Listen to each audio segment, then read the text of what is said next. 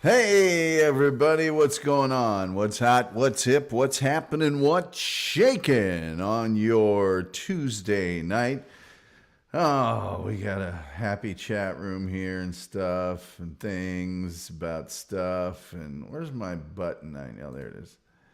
Yeah, things are going on here. We've got some folks in the room. I better catch up on some of these chats. Uncle Jack's here says, "What do you say? Hey, what do you say, Tom? What do you say?" Nothing. Absolutely nothing. Sheena says, got it. Yeah, it's what's it to you. It's not what's it to you. SG says, show the Tom Gully some respect. Man, this microphone's starting to chap my wagon like you can't believe. Yeah, you don't have to really show me that much. I don't know that I'm deserving of that much respect. Well, that's where it needs to be. And so, whatever. Sheena can't do any wrong in here. She's fine. She's fine. I'm hoping Sheena will do her own show at some point in time. That'll teach her. Yeah, that'll teach her. Anyway, people saying hi to each other. The great Reverend Wild Bill is here. He says, "It's the great Tom Gully. So glad I could make it. We're glad to have you." Other people saying hello. Let's see here. SG Fanboy says, "Tom doing his Rick Grimes impression." Not really. I don't think I'm Rick. More of a Daryl. But I'm really nobody on that show. It's well documented. I am Sawyer from Lost. That's who I am. SG Fanboy says, "What's up?" at Uncle Jackson. Sheena says, You're deserving of respect, Tom." I don't really think so. We got 7 people in here. Nobody's going to respect that. Well, except the 7 people in here. Say, if you look down in the crawl that we have there, let's see here. I was referring to you saying stuff and things. Well, that is the motto of this show, is things about stuff. So, whatever. If you look down in the crawl there at the bottom of your screen, unless, of course, you're just listening, you'll see things. First of all, we have a call-in number, 972-994-6822. Nobody uses it, but it's there. And then also we have some stuff. You can go to cafepress.com. Why is this crawl never in the spot that I need it to be when I'm saying this stuff? You can go to cafepress.com / I want to say Tom. Just go to the TomGullyShow.com. Look for the store. Go to the store. I think it's cafepress.com, the Tom Gully / the Tom Gully Show. I'm not sure. Then we've got, and you can get a bunch of stuff. I'll show you some of it later. You can go to paypal.me / Tom Gully Show and just straight up donate. Karen Garvey and a couple people did that the other day. It really helps out until we get monetized. I also found out some weird stuff about monetization because we've got like 2,300 or 2,400 view hours now. We need to get 3,000. But when I went to the earn section, it says we only have like 737 viewing hours. This better start making some dough on this thing, and we're going to pack it up and start selling hot dogs alongside the road.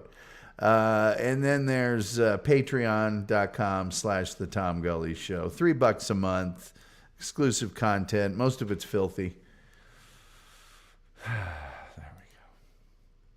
Stuff and things with buffalo wings. I don't know what that means. Reverend Wild Bill says, "Did you get your Patreon page approved?" Yeah, it's approved all to hell. SG Fanboy says, "I'm sticking to flock of seagullies." Well, we'll see. The week is early. It's Tuesday. Uncle Jack says, "SG, I like that in the Gully verse." Reverend Wild Bill says, "Just answer my question, Tom. Thank you." You're welcome. If there's anything I love doing, it's answering people's questions. God Almighty, what I wouldn't do without it. All right. I think that's all the information I need to give out that people will completely ignore if past history is any barometer. All right, here we go. Let me tell you about Karl Schmidt. Oh, by the way, let's get a picture of good old Karl up here on the screen. Get the hell off of there. There's Karl Schmidt.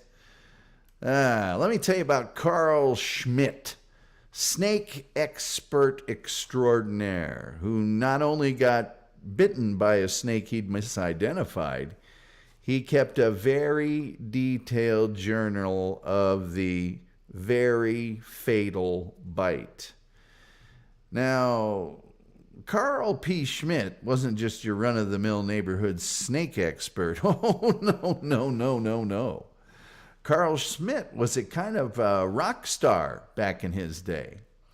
He distinguished himself at the American Museum of Natural History in New York and the Field Museum of Natural History in Chicago. He made countless snake collecting expeditions to South America over the years and eventually became the chief curator of zoology at the Field Museum in Chicago in 1941. From 1942 to 1946, he was the president of the American Society of Ichthyologists and Herpetologists.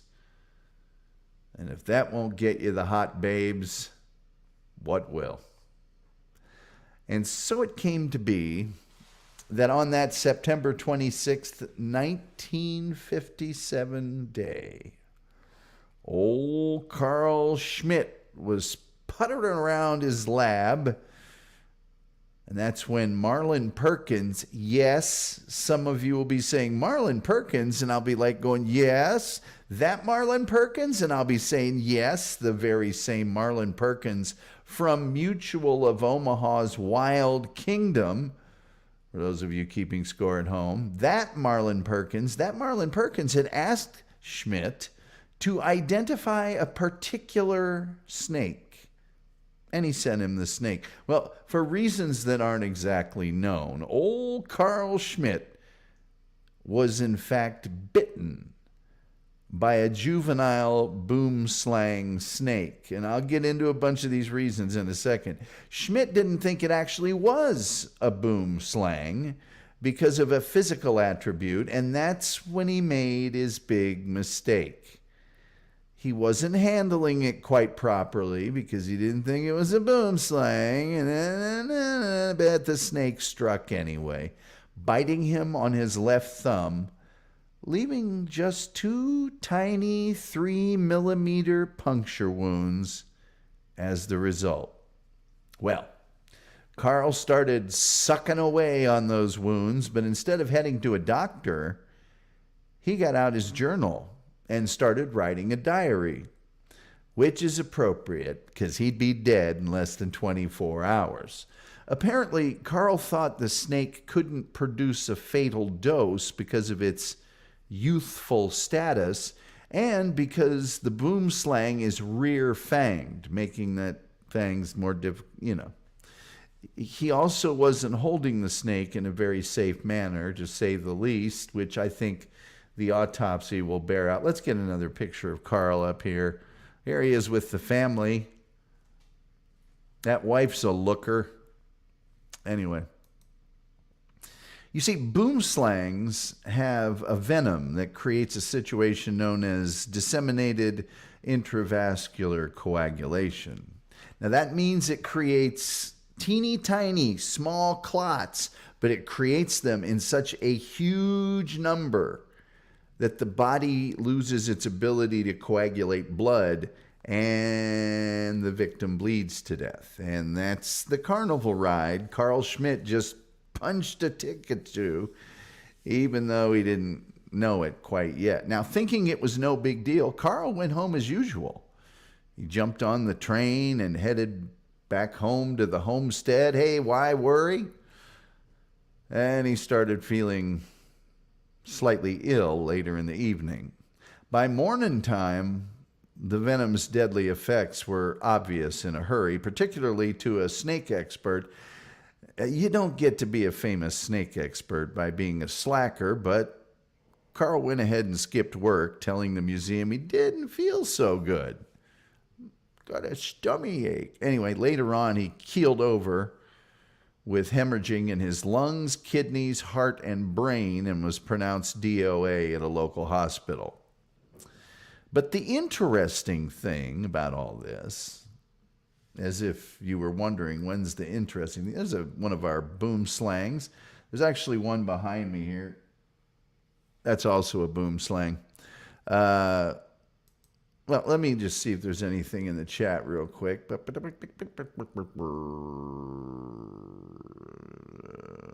Let's see here. Jack says, that's some serious man stuff right there. Oh, yes, it is. People are... Karen Garvey's here. Hello, Karen Garvey. Always nice to see you. Karen getting accolades from her fellow chatters. Terry Nee says, oh, my God. Perkins killed Schmidt. I don't even know what that means. Karen Garvey says, person turquoise waving Sheena. It's probably supposed to be a thing with stuff. Jack Hanna-Barbera. Haven't seen you in a while, Jack. Says, hi, Tom. SG fanboy saying hi to somebody. Okay. So really no content there. Just people saying hi. If that's another person saying hi, it is. Okay, that's being taken off screen. The interesting thing was that once he realized what was happening to him, excuse me, Karl, ever the scientist, he started documenting what was happening to him by writing it down in a journal. In fact, at one point, he was asked if he wanted medical care, but he said, no way. Medical care might have altered the symptoms he was jotting down, because Karl, a lot of people theorize that Karl knew the only antidote for boom slang venom would be located in Africa, because the snakes were only found in Africa. So a lot of people theorize that he already knew there was no way that he would survive his bite once he figured out it was a boom slang. But here are just a few of his notations. I'm going to do it in old-timey, by the way, here's another boom slang. That's a female brown boom slang. Here, let me add to Karl's, and I'll do it in old-timey voice, because it looks like Karl, with that get-up and the hair and everything, might have been old-timey. 4:30 to 5:30 p.m. Strong nausea, but without vomiting. During a trip to Homewood, took the train. 5:50 to 6:30 p.m. Strong chill and shaking, followed by a fever of 101.7 degrees. Bleeding of mucous membranes in the mouth began about 5:30, apparently mostly from the gums. 8:30 p.m. Ate 2 pieces of milk toast. 9 o'clock to 12:20 a.m. Slept well. Urination at 12:20 a.m. Mostly blood. He's urinating blood now. Took a glass of water at 4:30 a.m., followed by a violent nausea and vomiting, the contents of the stomach being the undigested supper. Felt much better and slept until 6:30 a.m. Then, of course, he woke up, had breakfast, and kept on taking notes. That science machine to the end, Karl. 6:30 a.m., temperature 98.2. Ate cereal and poached eggs on toast and applesauce and coffee for breakfast. No urine, with an ounce or so of blood about every 3 hours. Mouth and nose continue to bleed, not excessively.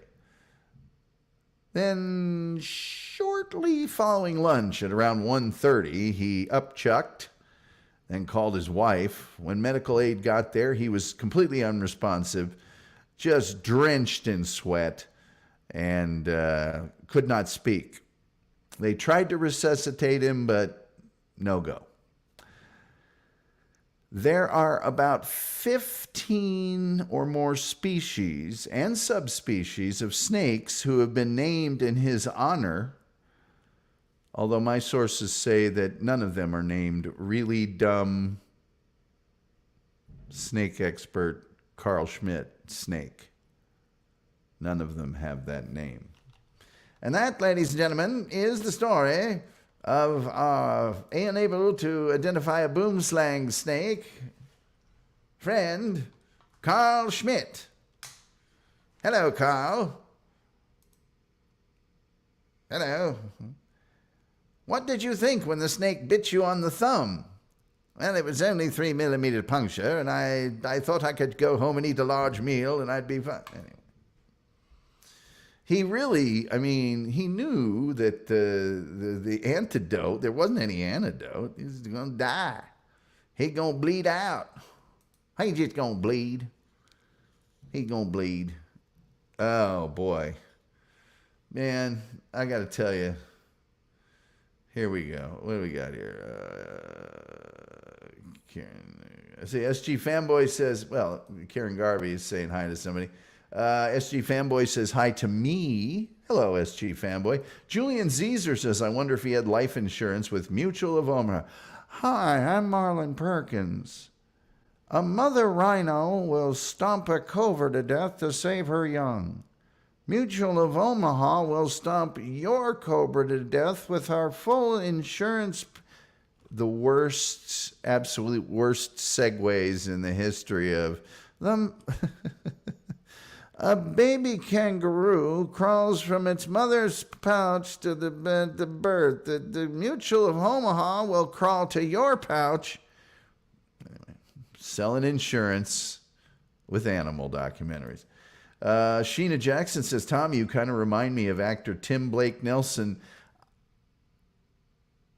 I don't know how I feel about that, Sheena. I'm going to say I'm flattered. But I'm flattered.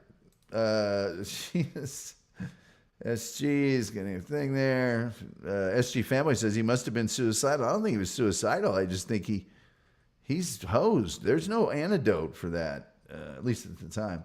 SG Fanboy says, oh, Tommy, where art thou? Exactly. I don't know if, let's see here. Peg Leg Biker, your teeth need to be brown to totally pull that one off. Yeah. I'll only be 82. Mister, your folding money's come unstove. SG Family says, mostly blood does not sound good. No, it never does. Sheena Jackson says, nice one, SG. Nice one. Liked it. Paused up Patriots hell there. Hi, Paz. Reverend Wild Bill says, bleeding from the nose, not excessively. What would be considered excessively? Any blood out of my nose would be excessive. Terry Nee says, snake expert is generous if you consider this. And, well, he did keep, cataloging things. And by the way, he is known as if you read about him, he is definitely a rock star in the snake world. He really did know his stuff.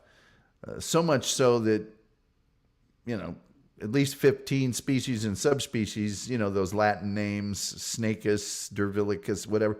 He's got 15 of them are named after him. I guess people felt sorry for him. Lucas Malago says, thumb biting. How Shakespearean. Yeah. Sheena Jackson says, that's not bad at all. Well, it just depends. We all hope for Brad Pitt, but we get Tim Blake Nelson. Of course, he was in that story, Old Henry, just recently. And there's another cowboy movie he's in where he's just really funny. Jerry Noto says, Tom, you should grow your hair out. Really, Jerry? Why don't you just make a video of me and Photoshop some longer hair? Since you've made so many flattering videos before. Or you could concentrate on becoming a better musician. Sheena Jackson says, Tim is not bad looking, humble and nice, and has a great voice. Okay, I'll take it as a compliment. Kahuna says, good evening, Tom and gang. Julian Zeezer says, I was bitten by a black rat snake and by several turtles, still alive. I think those rat snakes, your biggest problem is germs. I don't think they have venom. SG Fanboy says every man dreams of being called not bad looking. Not as homely as you'd think. Jerry Noto says, maybe I will. I could do that as well. Yeah, I would probably say do that. I perform with quite a few musicians, and I would do that. That would be my advice. Here at the Tom Gully Show, we know it's Christmas time, and we know that people are in the gift-giving mood this time of year. Of course, we're not monetized, and at the rate we're going. But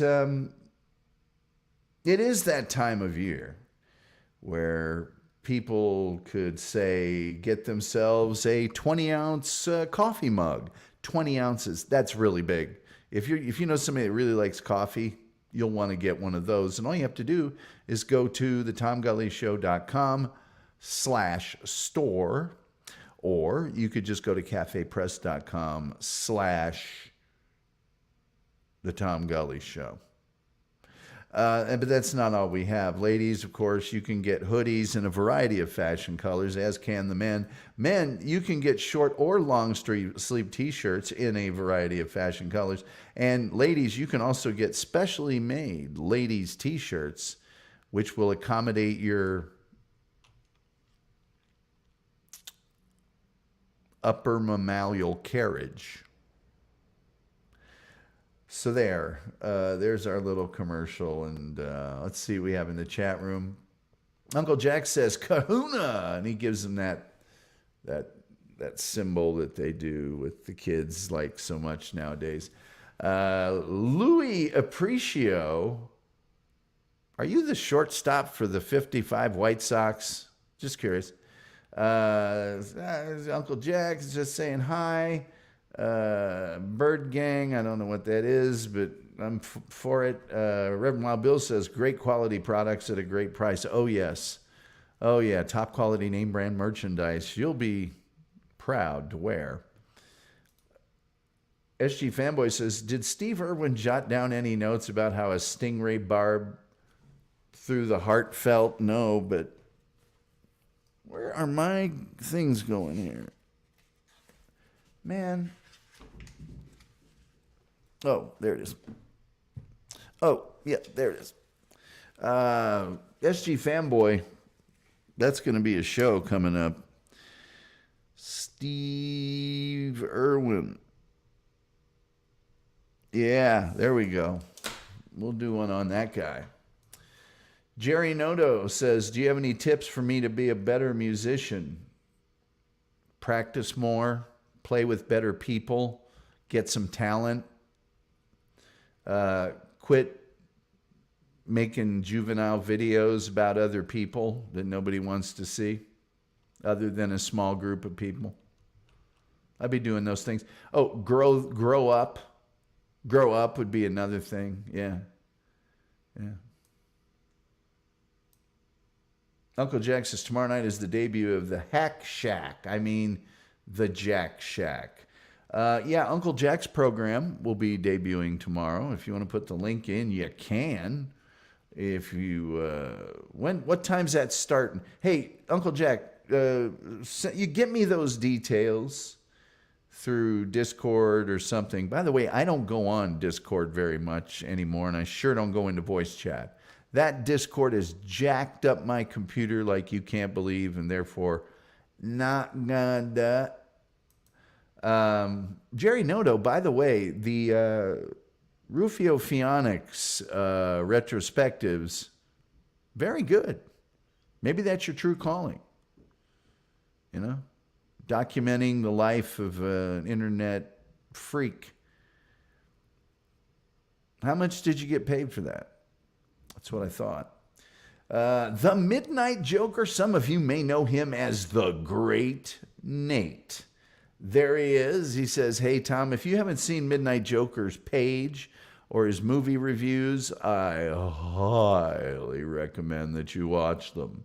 He's also got some shorts that he does now with little quizzes that are pretty hip. But that's the Great Nate.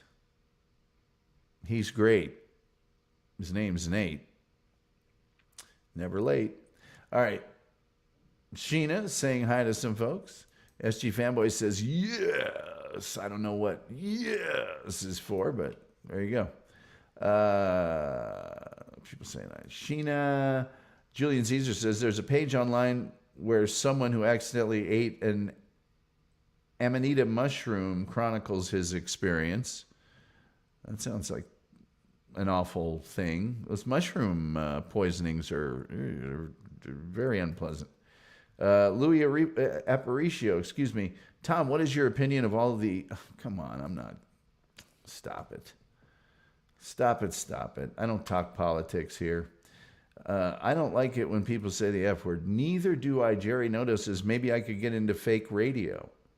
You could. I know you couldn't get into real radio. Ever.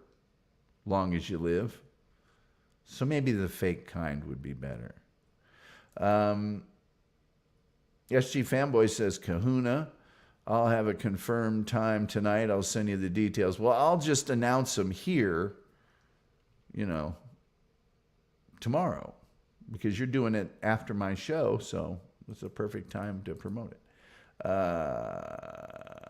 Is there a promo for the Gully store? Not like formally, although, one of the items in the Tom Gully Show store is this clock. As you can see, which will disappear intermittently due to the green screen. Let me see if I can. Here we go. Is it still? As you can see, it's made of top quality American plastic. $13, I think. It's something of that nature. And I've had this one for close to 10 years now. And look, it still shines. Look, this is not indestructible. It is something kitschy and cool you can put on a wall somewhere in your house and it'll run forever. There you go. There's our promo.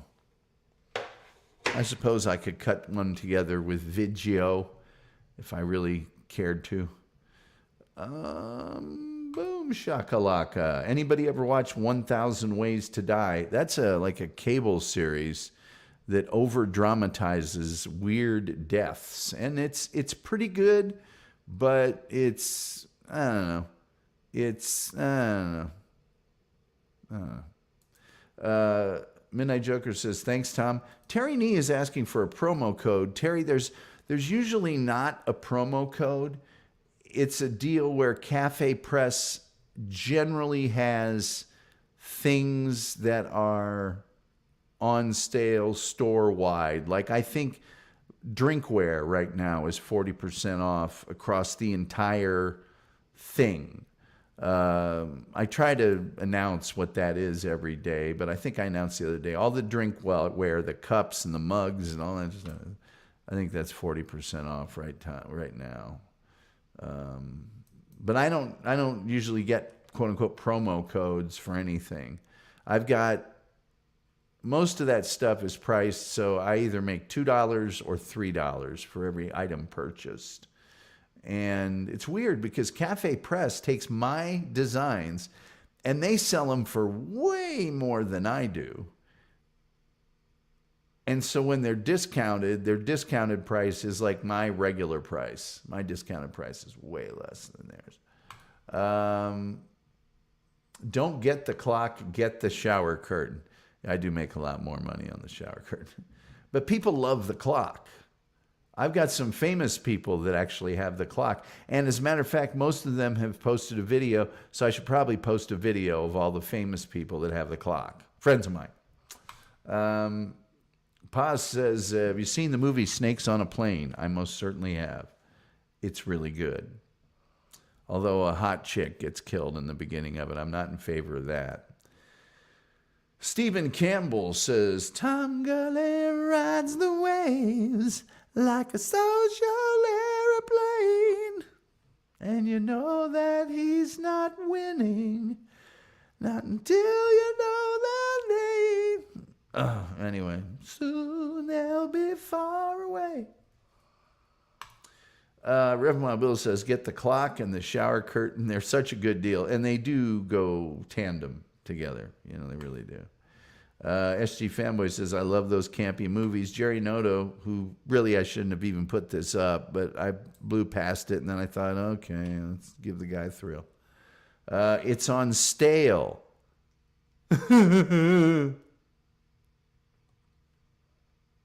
Really, really funny. 972-994-6822 is the number to call if indeed you care to make phone calls on the phone with phones right now. Coming up in the next few episodes of the Tom Gully Show, we're going to, I can mark this one off. Snake Bite Doc. I'm going to tell you about a pro sports team, an NBA team nonetheless, that had to have a telethon to not go out of business. It's an amazing story.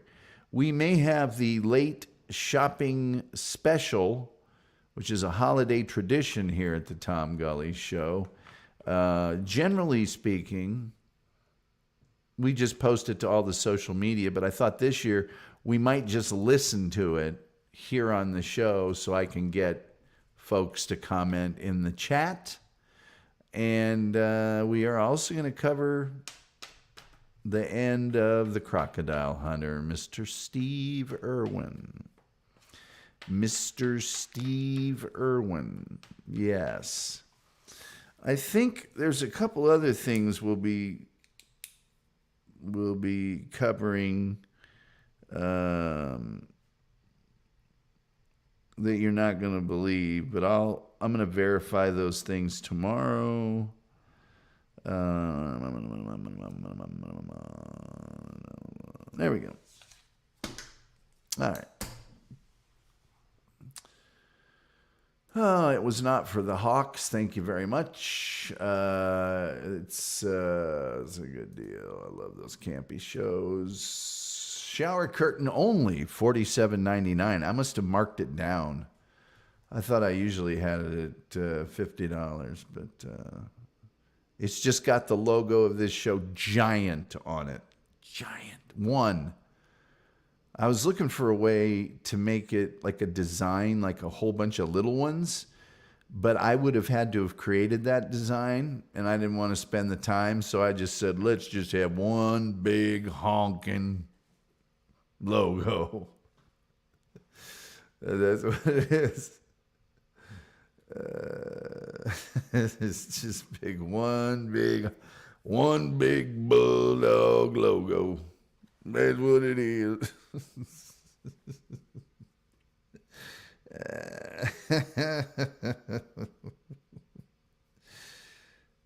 Some of the things in the store have like a square around them that they shouldn't have. I thought I went in and fixed that today, but I didn't. I'll screw around with it tomorrow. Some of them don't. Somebody bought a baseball shirt off my thing just this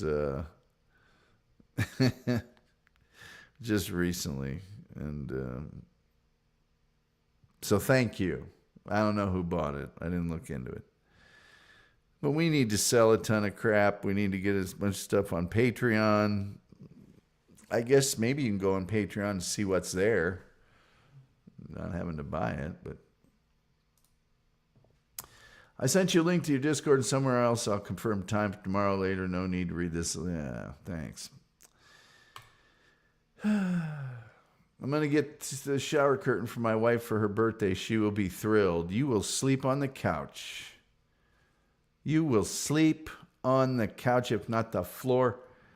Stephen Campbell says, what's the drunkest you've ever been, Tim? Well, Scott, I don't know. Terry Nee says, clock is on the way. Incidentally, if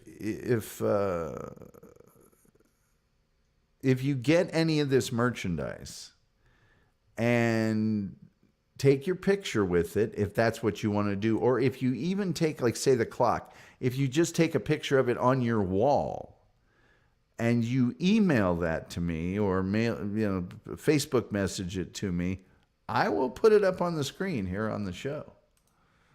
There you go. SG Fanboy says, I like my couch. Sorry, I just heard that Toby Keith song. I love this bar. It's my kind of place. I like my couch too. My office couch. I have kind of a big office for a house. It's really big enough that I don't have to do anything. I really wouldn't have to go anywhere else. It's my office kind of encompasses it's like kind of a man cave. So there's a couch, there's a couple end tables, there's an old-timey radio, there's a lamp, there's a fireplace, there's a coffee table, there's a cool like mid-century modern chair, then there's like a media center with a big ass TV on it. Right here, right in here.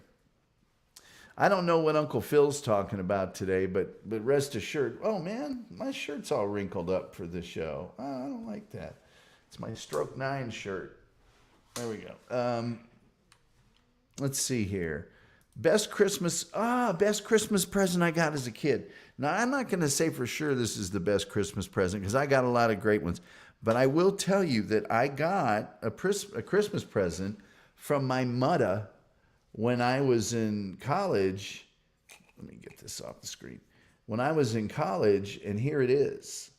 I mentioned it last night on Uncle Phil's show. This is a pen and pencil holder that I got when I was in college, and I have cherished it ever since. So down here you see grass, and then a ball, and then cleats, and then a net. Not a girl named Annette, but an actual net. And then the thing that holds the pens and I've had it ever since, and I love it. I love it. I cherish it. And that's my pen and pencils holder. So, you know, it's a ceramic, it's a clay, it's been pottery kind of a thing, but it's painted and I love it. Always have. And I thought, somebody did some work there to find that. Would have been my mom. I do have to say, I came from a big family. Late but here, says the Dabble Jew. Better late than never, I say. My mother, 8 people in our family, my parents, and then 6 of us kids.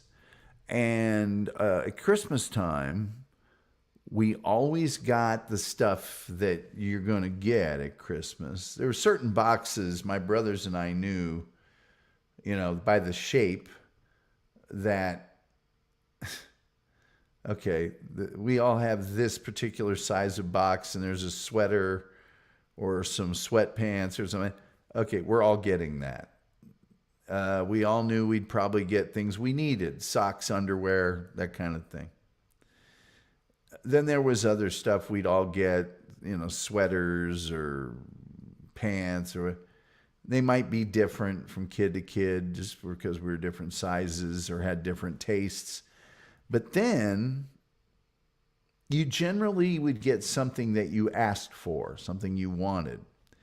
And if you didn't get the exact thing, because of budget or availability or whatever, you get something pretty darn close to it.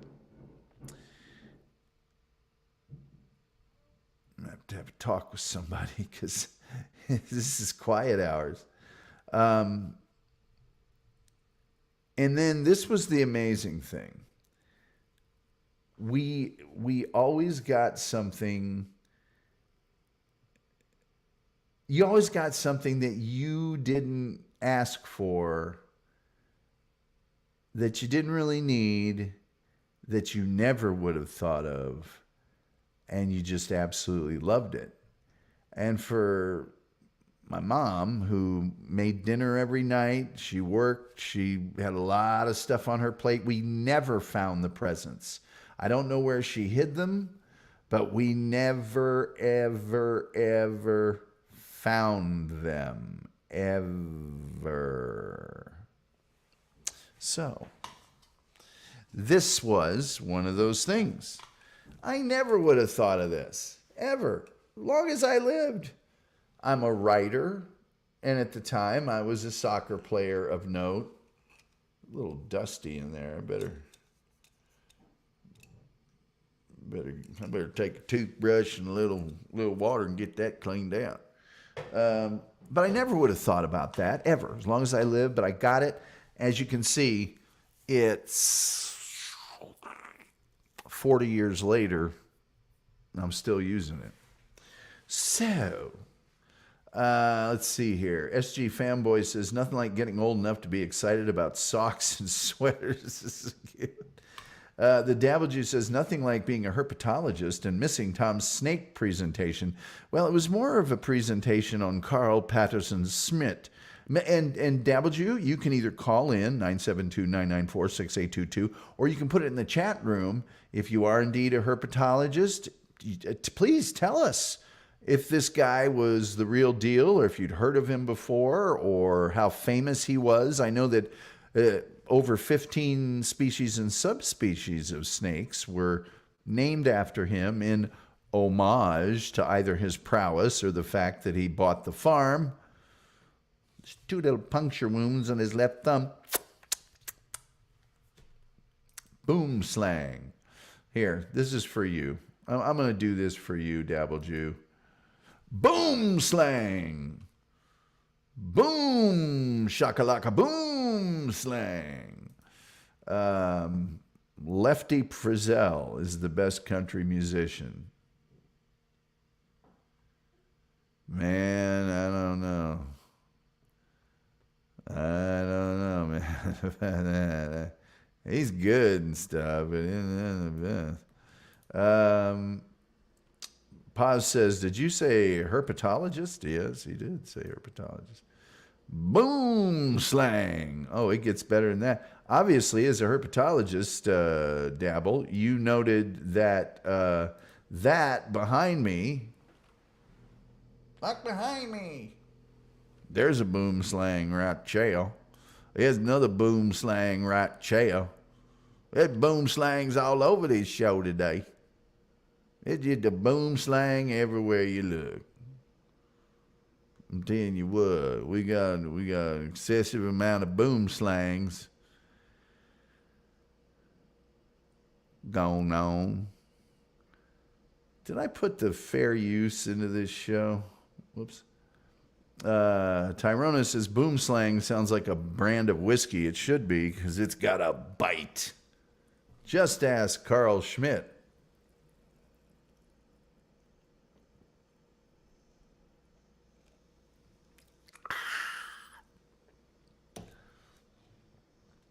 Jack Hanna-Barbera says, Tom, will there be another Tom Waits? I don't know. Boom slang came through the dang window. Will there be another Tom Waits? I have to. Well, there already kind of are. I mean, there's been people that sort of skirted into his territory until he went sort of experimental sounding, but I don't think there'll ever be another Tom Waits, but there'll be kindred spirits, like already have been, like Chucky Wise and Ricky Lee Jones. And this is my opinion. SG Fanboy says, I'm a fan of the Fer-de-Lance. Okay. Terry Nee says, let's create a phrase outside YT algorithms. Bit the Schmidt. The Dabble Jew says, nice. He says, thank you. I read his diary. I read your book, you magnificent son of a... I read your book. Jack Hanna-Barbera says, I don't think there will ever be another time. No, I don't think there will either. Just so you know, Dabble, if you don't want to go back and watch the show, I did do dramatic readings in old-timey voice of his journal entries. 4:30 to 5:30 p.m., strong nausea but without vomiting. During a trip to Homewood, took the suburban train. 5:50 to 6:30 p.m., strong chill and shaking followed by a fever of 101.7 degrees. Bleeding of mucous membranes in the mouth began about 5:30, apparently mostly from the gums. 8:30 p.m., ate 2 pieces of milk toast. 9 o'clock to 12:20 a.m., slept well. Urination at 12:20 a.m., mostly blood, but small amount.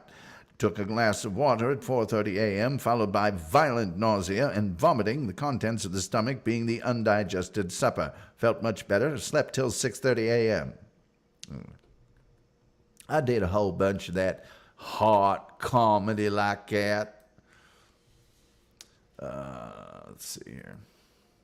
Rabbi Bill, don't forget the excessive blood from mouth and nose. No, it never got excessive. He kept saying it wasn't excessive. I don't understand that. I don't go for that at all. I don't understand that.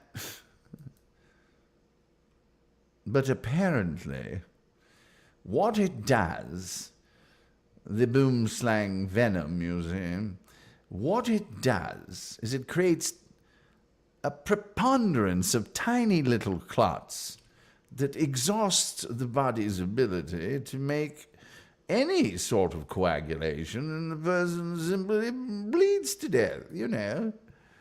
It's really one of those types of situations, I say. It's just one of the things you didn't bother, but you go and find out, and then it's just really one of those types of situations.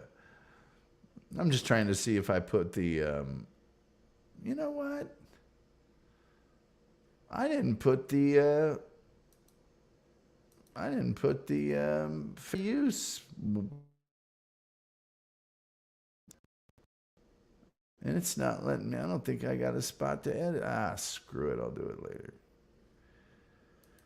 We'll do it live. I forgot to put the fair use in here. Man, I screw up a lot on this. I really do. Man, I super do. I don't know what's wrong with me. I'm just going to go ahead and we'll do it live. Okay, I'll put this here, and by the time people get it, there'll be about 13 minutes left, and they'll feel bad that they missed my show. It's okay. None of them watch it anyway, so they can bite the crank. Yeah, I said it. Bite the crank. I said it. I'll say it again if I have to. Who cares? Hope everybody's having a nice pre-Christmas, get ready for Christmas time. Because golly gumption knows that I'm having so much fun. I really am having a great time this year for the holidays. I'd like to just, get in a trash can, roll down a big hill, and live in it until about January 4th. That's what I'd like to do. But, I'm a maverick. I'm a gambler. I'm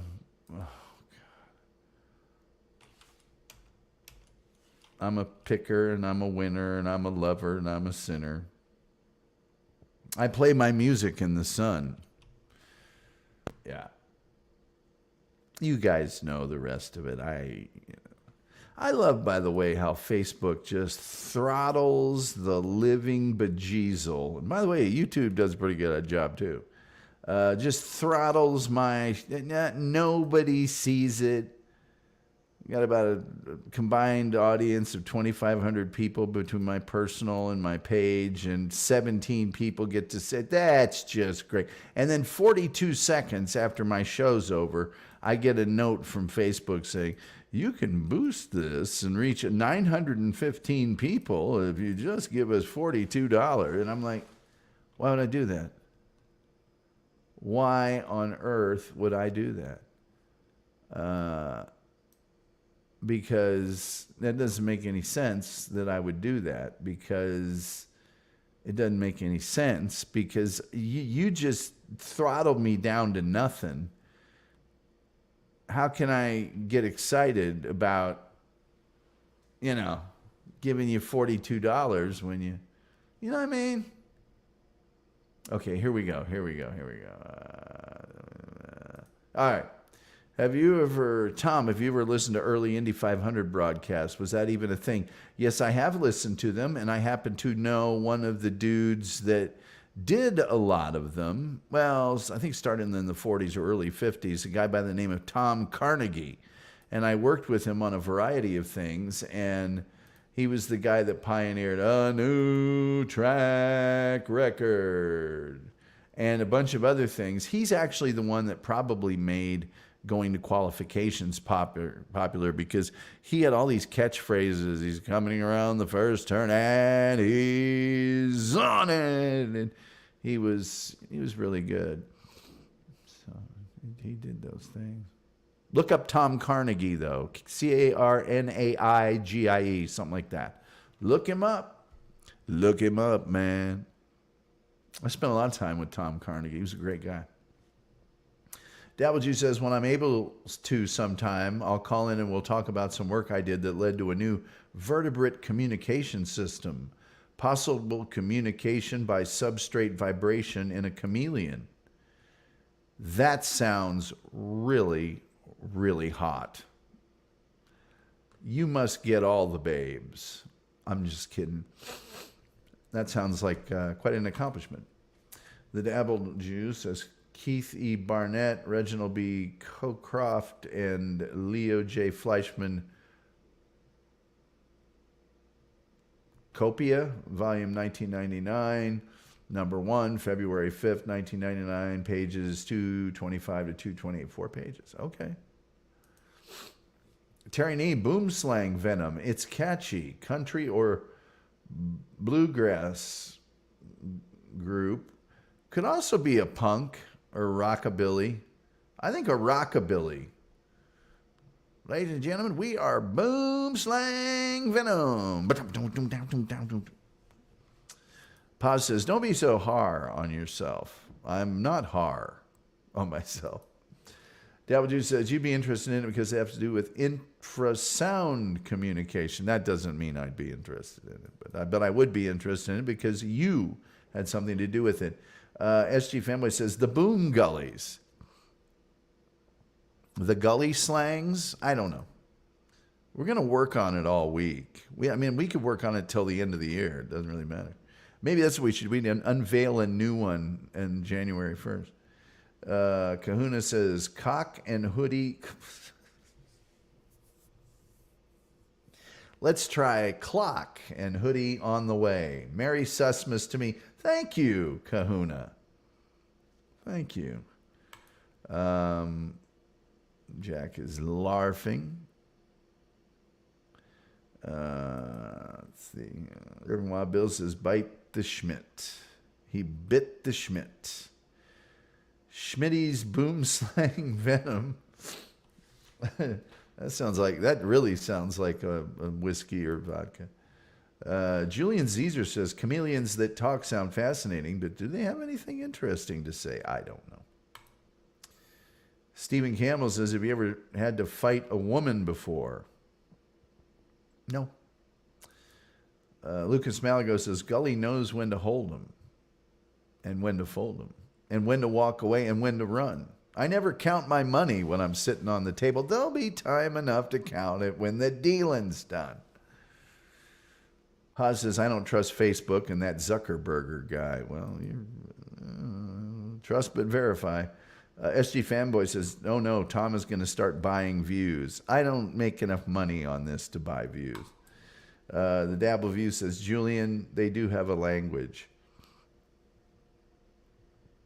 Luke says, never forget it was the Jew. Okay, Luke, you're enjoy your life, Luke. Really, seriously. Gully slang venom. I like that one because I like the concept of gully slang. Boom